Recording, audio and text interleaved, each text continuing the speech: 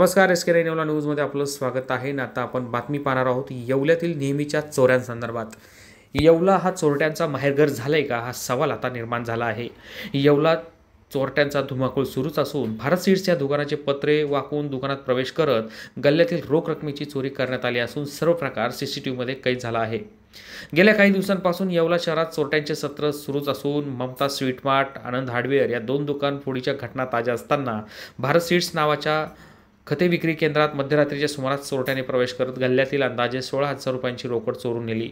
ही सर्व घटना CCTVमध्ये कैद झाली आहे.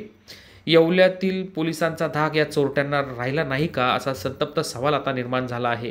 दरम्यान पोलिसांनी आपली पॉलिसी दाखवून या चोरट्यांना जेरबंद करावं अशी मागणी आता होत आहे. SK येवला न्यूजसाठी bureau report, Yeola. Messrs Chandrashekhar Dattatray Shende Saraf, विश्वासाची सर्वात जुनी परंपरा.